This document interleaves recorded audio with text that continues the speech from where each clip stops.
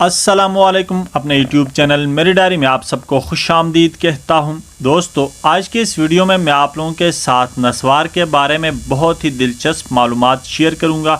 امید کرتا ہوں آپ لوگوں کو بہت زیادہ فائدہ ہوگا۔ ویڈیو کو غور سے آخر تک دیکھیے گا۔ ناظرین گرامی، پٹھانوں کی من پسند نسوار در حقیقت کس نے اور کیوں ایجاد کی، اس پر ہم اس ویڈیو میں بات کریں گے۔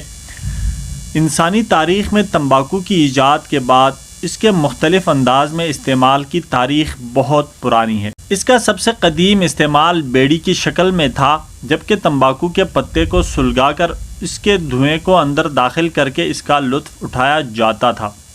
مگر 15ویں صدی میں سگریٹ نوشی پر لگنے والی پابندی کے سبب ایک عیسائی راہب نے تمباکو کے پتوں کو پیس کر ہونٹوں میں دبا کر اس کا استعمال شروع کیا، اور اس سے بھی وہی نکوٹین کے وہی اثرات سامنے آئے جو تمباکو نوشی کے نتیجے میں حاصل ہوتے تھے۔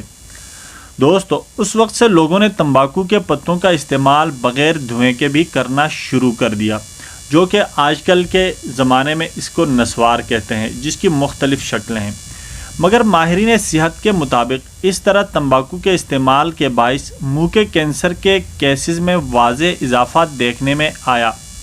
اسی وجہ سے وہ اس کا ذمہ داری اسی طریقے کو قرار دیتے ہیں، مگر اس کے باوجود ماضی میں نپولین بوناپارٹ سے لے کر موجودہ زمانے میں مایہ ناز کھلاڑی شاہد خان آفریدی تک اس کا استعمال کرتے نظر آئے ہیں۔ دوستو، اگر آپ لوگوں نے ابھی تک میرا یوٹیوب چینل میری ڈائری کو سبسکرائب نہیں کیا ہے تو پلیز سبسکرائب کریں اور ساتھ میں لگے بیل آئیکن کو بھی پریس کریں تاکہ میری ہر آنے والی انفارمیٹیو ویڈیو آپ لوگوں کو بر وقت پہنچتی رہے۔ دوستو، پاکستان میں اگر نسوار پٹھانوں کی من پسند ہے تو کراچی والوں میں یہی تمباکو گٹکے کی شکل میں لینے کا رجحان پایا جاتا ہے۔ گٹکے کے مضر اثرات کے سبب حکومت سندھ کی جانب سے اس کی خرید و فروخت پر پابندی بھی ہے، مگر اس کے باوجود کراچی کا کوئی علاقہ ایسا نہیں جہاں پر اس کا استعمال نہ کیا جاتا ہو اور لوگوں کے منہ میں یہ موجود نہ ہو۔ اس طرح نسوار کی خرید و فروخت کی بھی حوصلہ افزائی نہیں کی جاتی، اس کو بہت برا سمجھا جاتا ہے عام معاشرے میں، لیکن اس کے باوجود پورے پاکستان میں کوئی علاقہ ایسا نہیں ہے کہ جہاں پر یہ میسر نہ ہو۔ نسوار تمباکو کے پتوں کا بنی ہوئی ایک ہلکی نشاور چیز ہے جو کہ چونا، راکھ اور ایک خاص قسم کی گوند کو ایک خاص طریقے سے پیس کر تیار کیا جاتا ہے۔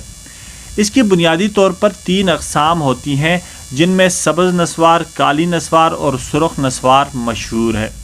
سبز اور کالی نسوار کو ہونٹوں کے نیچے دبا کر استعمال کیا جاتا ہے، جبکہ سرخ نسوار کو سونگھ کر استعمال کیا جاتا ہے۔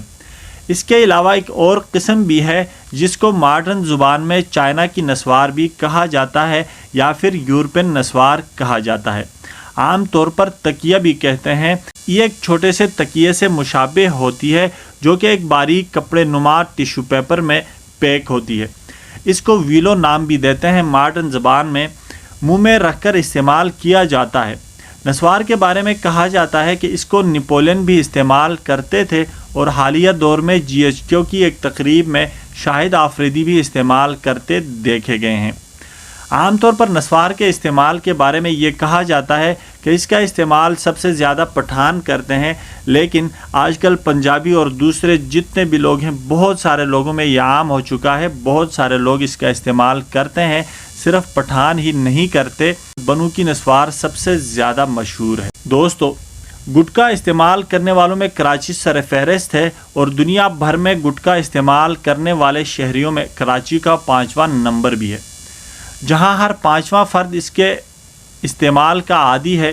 گٹکا در حقیقت ایک مسالہ ہوتا ہے جس میں جوتری، الائچی، چالیا کی گٹکیا قسم، پستہ، کٹا اور تمباکو کے پتے اور مصنوعی خوشبو اور کیمیکلز شامل ہوتے ہیں۔ اس کو استعمال کرنے والے ایک تھیلی کے اندر ڈال کر اس کو رکھ لیتے ہیں اور بوقت ضرورت پان کی طرح منہ میں ڈال کر استعمال کرتے ہیں، اور اس کی پیک کو جگہ جگہ تھوکتے ہوئے بھی نظر آتے ہیں۔ ناظرین گرامی، گٹکا اور نسوار میں یکسانیت کیوں ہے اور کیسے ہے؟ ان دونوں میں اس حوالے سے یکسانیت پائی جاتی ہے کہ ان دونوں میں تمباکو کے پتے موجود ہوتے ہیں، جس کے سبب نکوٹین جسم میں داخل ہوتا ہے اور اس کے عادی افراد تمباکو نوشی کرنے والے افراد کی طرح ہی اس کے نشے کے عادی ہو جاتے ہیں۔ اس کے علاوہ ان کو استعمال کرنے والے جگہ بجگہ اس کو تھوکنے کے عادی ہوتے ہیں، یہ دونوں ہی مضر صحت ہیں اور ان کے استعمال کرنے والوں کو منہ کے کینسر کے خطرات سب سے زیادہ ہوتے ہیں۔ دوستو اگر آپ لوگوں کو میرا یہ ویڈیو پسند آیا ہے تو لائک اور شیئر ضرور کیجئے گا۔ ملتے ہیں اگلی ویڈیو میں، تب تک کے لیے اپنا بہت سارا خیال رکھیے گا۔ اللہ حافظ۔